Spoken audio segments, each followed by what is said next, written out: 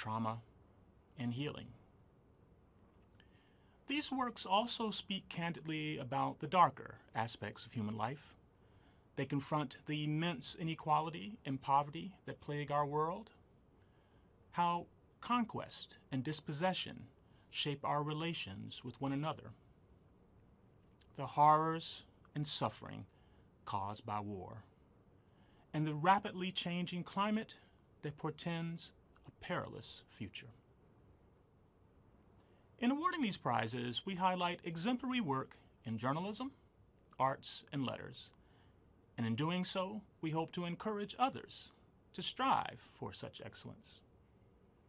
Now, we invite you to learn from, to be inspired by, and to critically reflect on the work we honor today.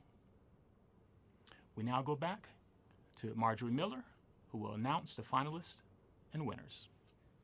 Thank you, Tommy and Neil. We will begin with journalism. This year, there was remarkable coverage of the Hamas attack on Israel and 2 wars in Gaza and Ukraine. There were tragic natural disasters in Hawaii and Turkey. The entries included many instances of workplace harm to employees, consumers, and soldiers. Hate crimes and criminal justice, corruption and impunity, and migration remained persistent themes in American life. And globally, we saw stories on the proliferation of undemocratic uses of technology, along with the growing presence of AI in our lives. So without further ado, let's get started. The finalists in breaking news are staff of the Honolulu Civil Beat for its distinctive, sweeping, and urgent coverage of the Maui wildfires that killed more than 100 people and left a historic town in ruins, reporting that held officials to account and chronicled the aftermath and efforts to rebuild. Staff of Lookout Santa Cruz for its detailed and nimble community-focused coverage over a holiday weekend of catastrophic flooding and mudslides that displaced thousands.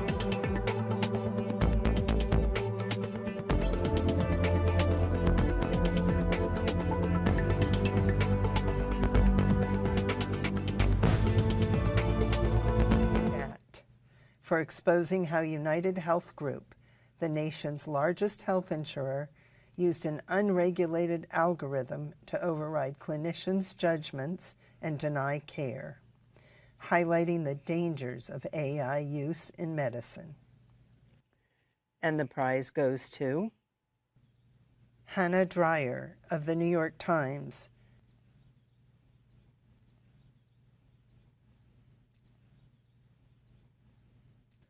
The finalists for explanatory are staff of Bloomberg for rigorous, far-reaching reporting that holds corporate water profiteers to account and exposes how they willfully exacerbate the effects of climate change at the expense of less powerful communities.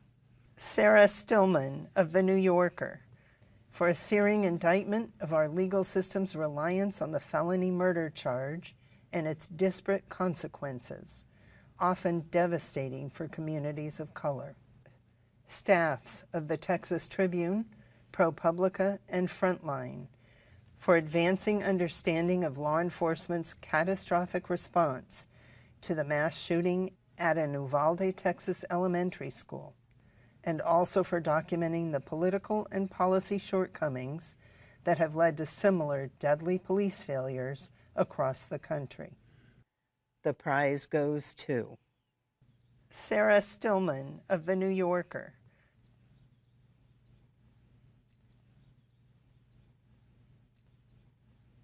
the finalists for local are Sarah Conway of City Bureau and Trina Reynolds Tyler of the Invisible Institute for their investigative series on missing Black girls and women in Chicago that revealed how systemic racism and police department neglect contributed to the crisis. Jerry Mitchell, Elisa Daly, Brian Howie, and Nate Rosenfield of Mississippi Today and the New York Times for their detailed examination of corruption and abuse, including the torturing of suspects by Mississippi sheriffs and their officers over 2 decades. Staff of the Village's Daily Sun for its comprehensive investigation and moment-by-moment account of Florida officials in action before, during, and after Hurricane Ian, the deadliest storm to strike the state since 1935. And the prize goes to Sarah Conway of City Bureau and Trina Reynolds Tyler of the Invisible Institute. The finalists for National are Bianca Vazquez-Tones and Sharon Luria of the Associated Press for a deeply reported series on the corrosive effect of the pandemic on public education, highlighting the staggering number of students missing from classrooms across America. Dave Phillips of the New York Times for groundbreaking reporting that uncovered a pattern of traumatic brain injuries among U.S. troops from blast exposures caused by the weapons they were firing. Staff of Reuters for an eye-opening series of accountability stories focused on Elon Musk's automobile and aerospace businesses, stories that displayed remarkable breadth and depth and provoked official probes of his company's practices in Europe and the United States. Staff of the Washington Post for its sobering examination of the AR-15 semi-automatic rifle, which forced readers to reckon with the horrors wrought by the weapon often used for mass shootings in America. There are 2 winners in this category. Staff of Reuters, and the prize also goes to staff of the Washington Post.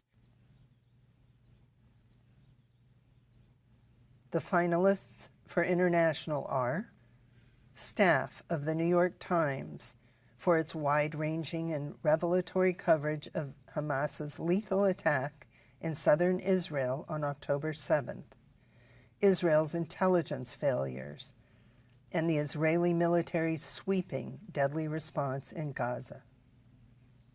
Julie Turkowitz and Federico Rios of the New York Times for their immersive and ambitious coverage of migration purgatory in the Darien Gap between Colombia and Panama.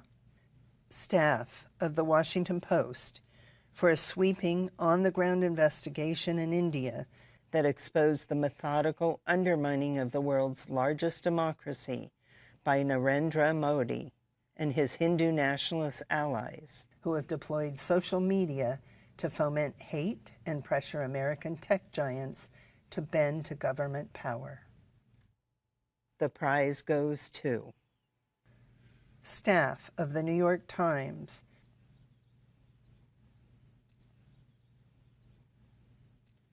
the finalists for feature writing: Carrie Blakinger of the Marshall Project, co-published with the New York Times Magazine, for her insightful, humane portrait, reported with great difficulty, of men on death row in Texas who play clandestine games of Dungeons and Dragons, countering their extreme isolation with elaborate fantasy.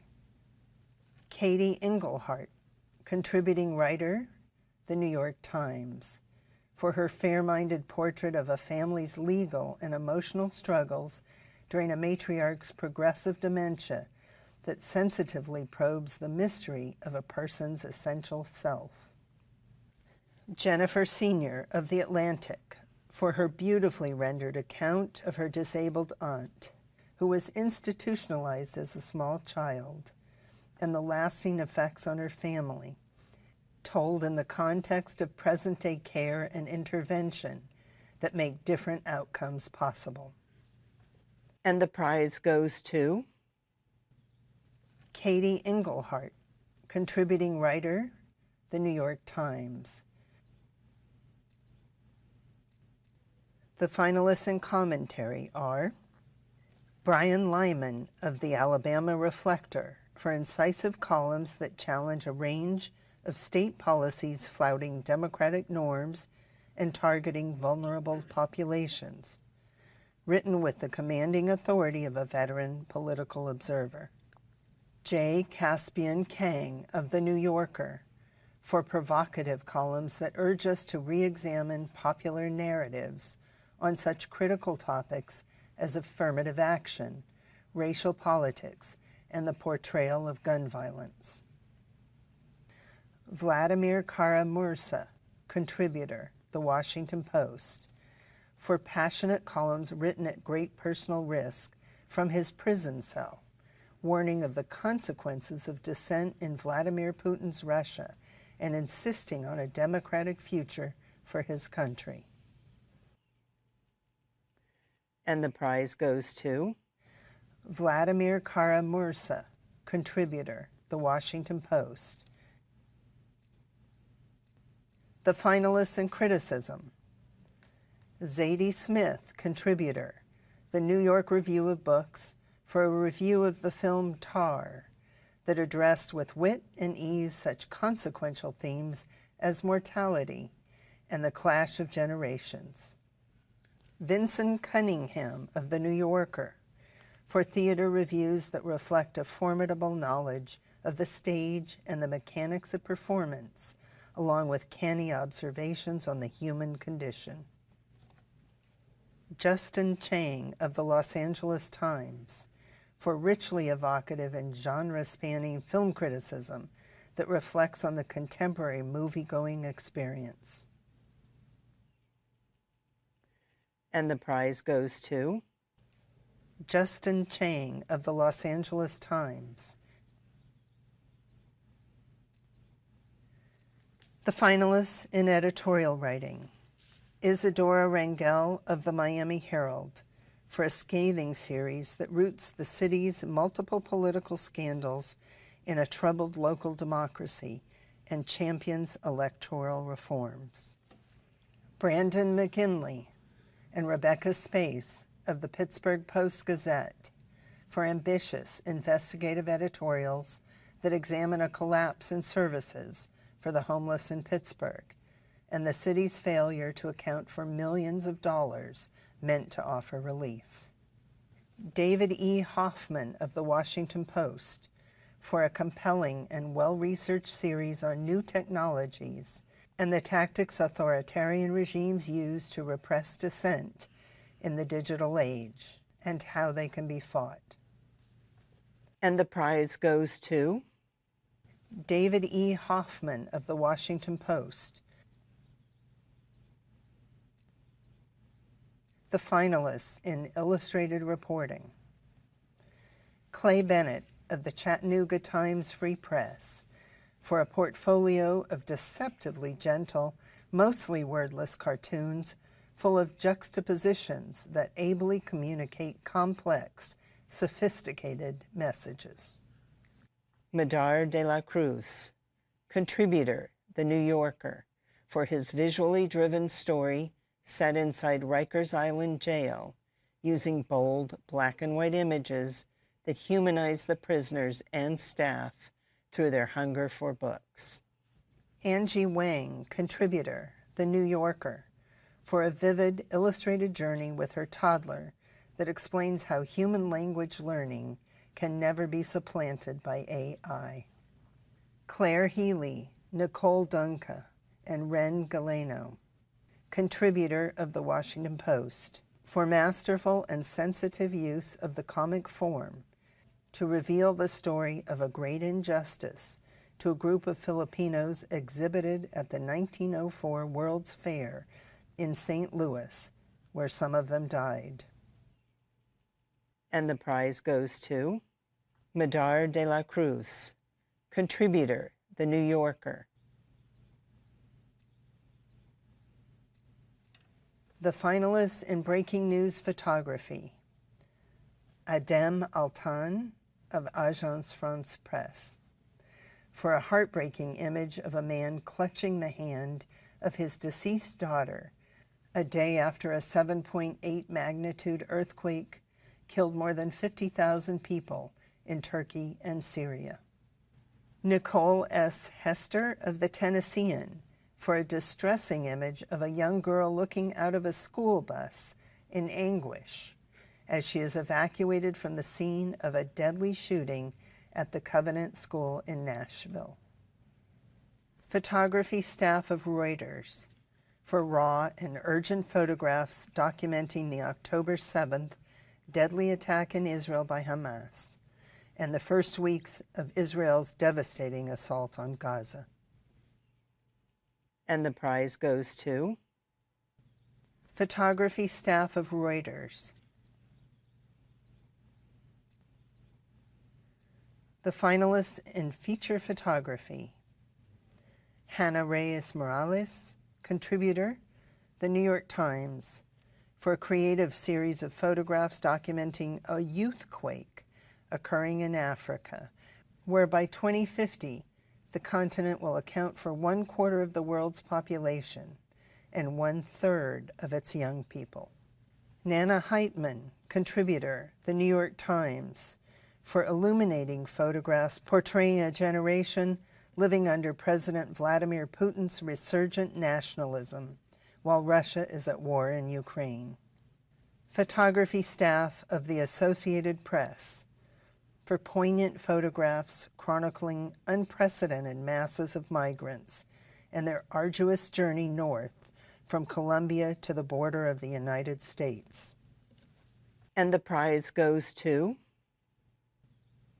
photography staff of the Associated Press. The finalists in audio: staffs of the Invisible Institute and USG Audio, for a powerful series that revisits a Chicago hate crime from the 1990s, a fluid amalgam of memoir, community history, and journalism. Dan Slepian and Preeth Varathan, contributor, of NBC News, for their relentless 20-year investigation that resulted in a man wrongfully convicted of murder finally receiving clemency. Lauren Chuljan, Allison McAdam, Jason Moon, Daniel Barrick, and Katie Colinari of New Hampshire Public Radio, for their gripping and extensively reported investigation of corruption and sexual abuse within the lucrative recovery industry that sought accountability despite legal pressure. And the prize goes to staffs of the Invisible Institute and USG Audio.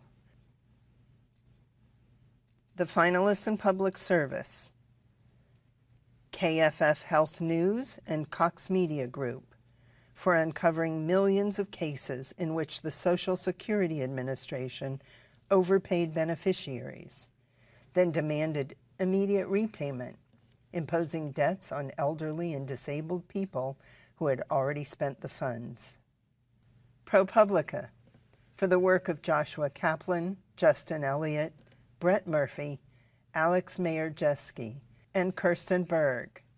Groundbreaking and ambitious reporting that pierced the thick wall of secrecy surrounding the Supreme Court to reveal how a small group of politically influential billionaires wooed justices with lavish gifts and travel, pushing the court to adopt its first code of conduct.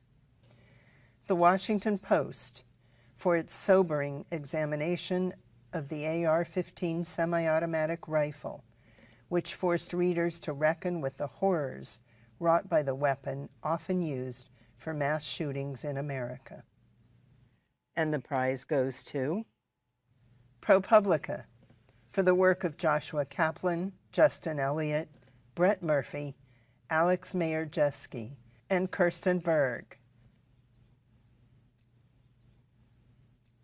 Today, we also are awarding 2 special citations.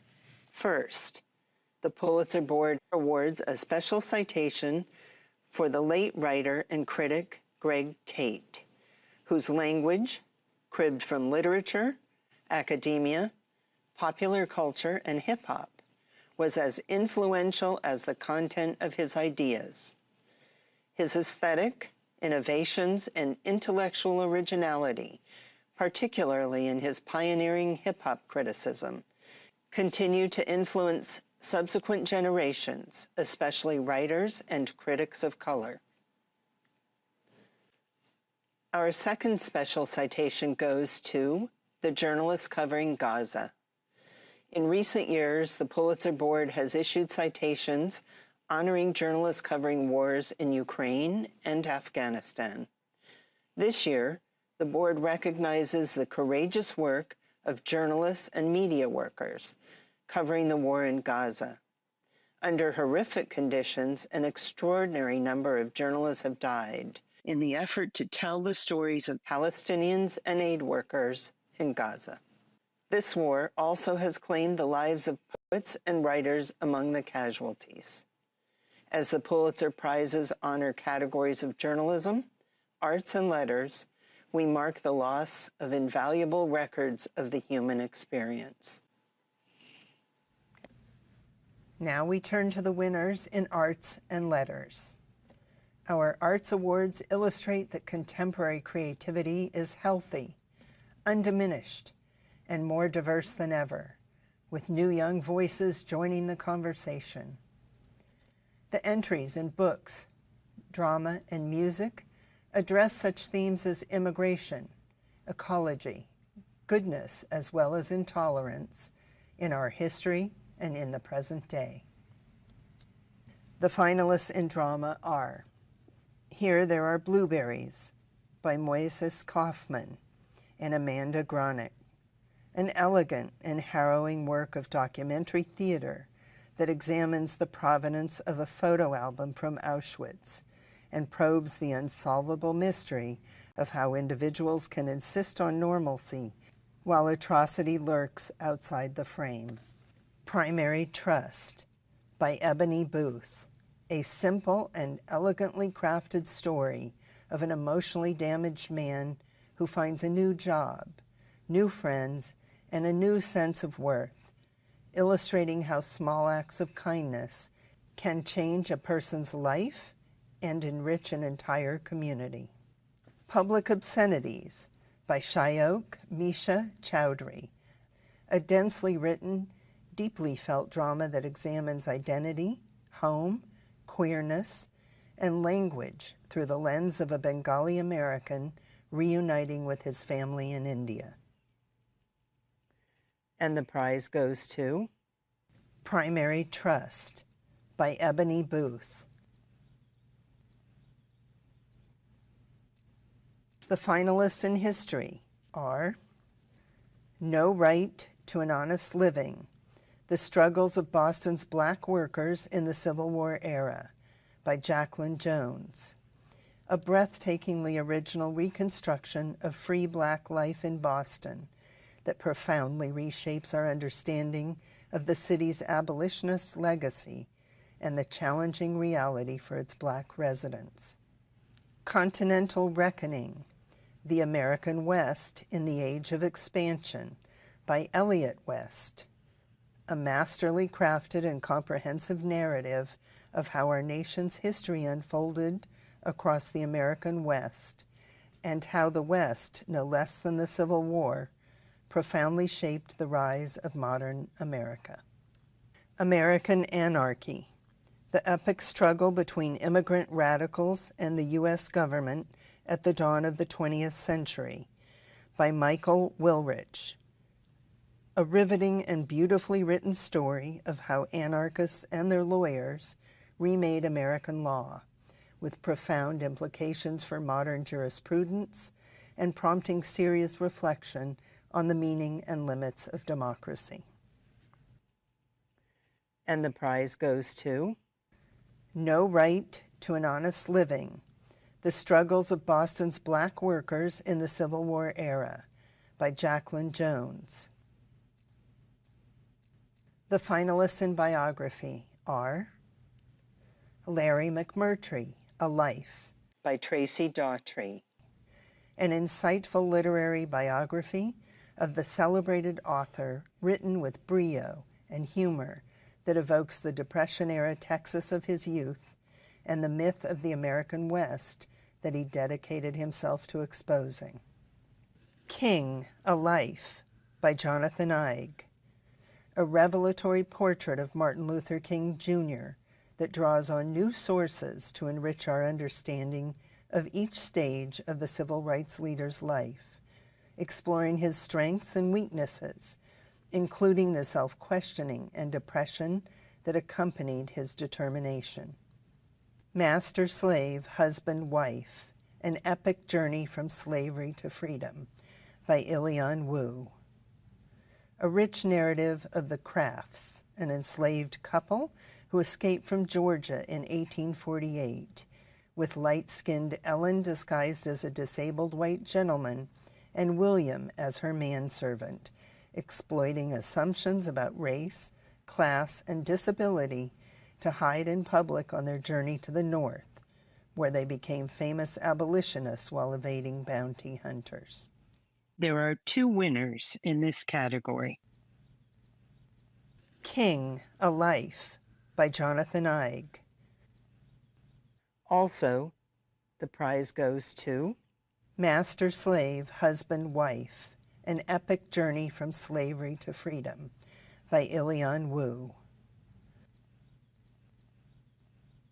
The finalists for Memoir: Liliana's Invincible Summer, A Sister's Search for Justice, by Cristina Rivera Garza, a genre-bending account of the author's 20-year-old sister murdered by a former boyfriend that mixes memoir, feminist investigative journalism, and poetic biography, stitched together with a determination born of loss. The Country of the Blind, A Memoir at the End of Sight, by Andrew Leland, an emotionally resonant account by an author losing his eyesight from a rare genetic disorder, a memoir that explores the physical and conceptual experience of blindness, that explains honestly how ableism fueled his reticence to accept his diagnosis.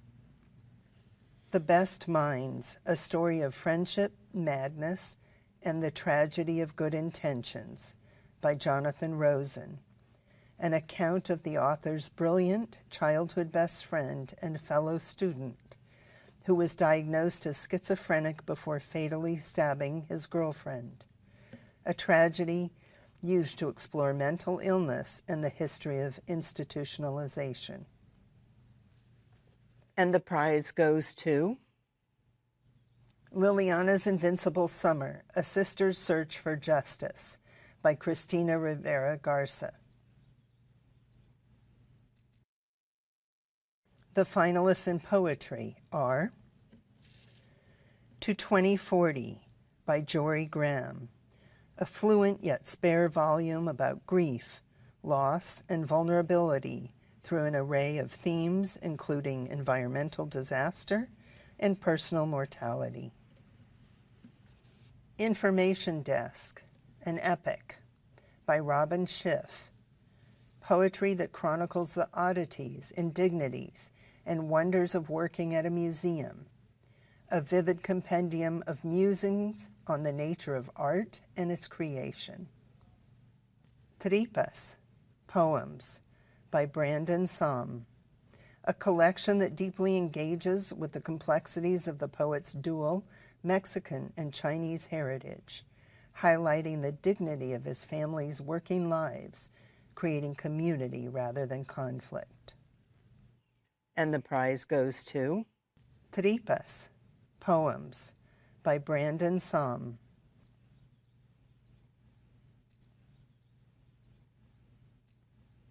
The finalists in general nonfiction: Fire Weather, A True Story from a Hotter World, by John Valiant, an unsparing account of the rapacious Alberta Sands fire, fueled by an overheated atmosphere, dry forest, and omnipresent petroleum products that consumed the town of Fort McMurray at the heart of Canada's oil industry, which brings the global crisis of carbon emissions and climate change into urgent relief.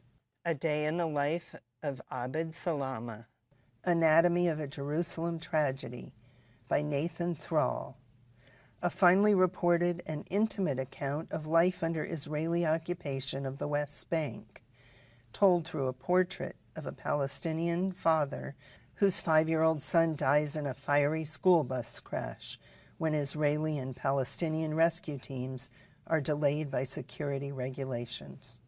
Cobalt Red, How the Blood of the Congo Powers Our Lives, by Siddharth Kara, a powerful examination of mining operations in the southeastern Congo that reveals a global system of modern-day slavery and the inhumane, often deadly working conditions for the men, women, and children who extract the rare metal required for smartphones, computers, and electric vehicles.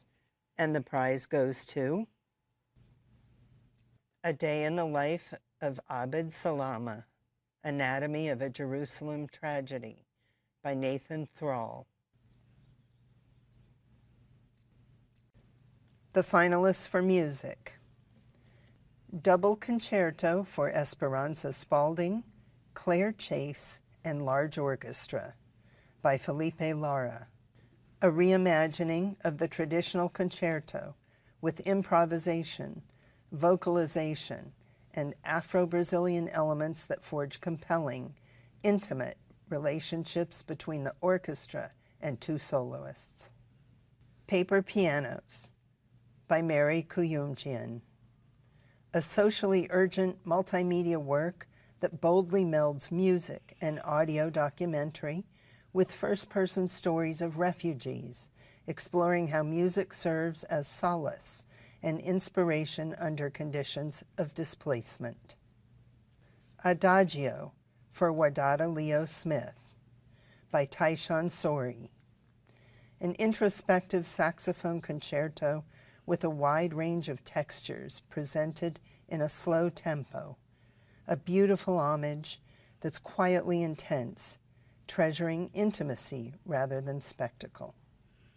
And the prize goes to Adagio for Wadada Leo Smith, by Taishan Sori.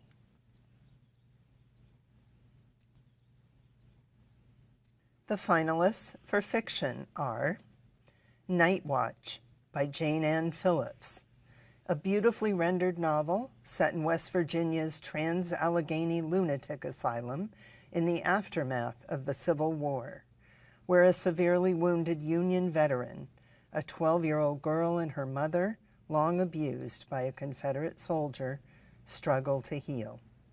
Wednesday's Child, by Iyun Lee, an affecting volume of thematically and stylistically connected stories that are set around tasks carried out by caretakers of the infirm and mothers struggling to carry on after the death of a child, work that mixes grief with gentle humor.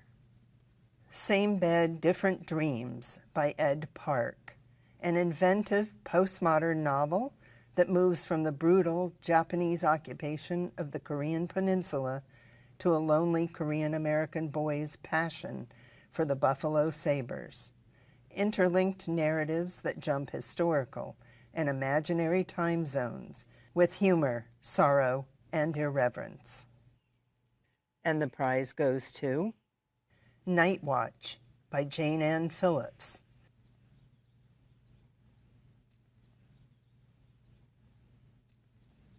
Thank you for joining us this afternoon, and congratulations to all of the winners. You can find more about the winners and their work on our website, pulitzer.org. There you will also find a link to our Pulitzer on the Road initiative, with interviews and events with previous Pulitzer Prize winners. Once again, congratulations to all of this year's winners.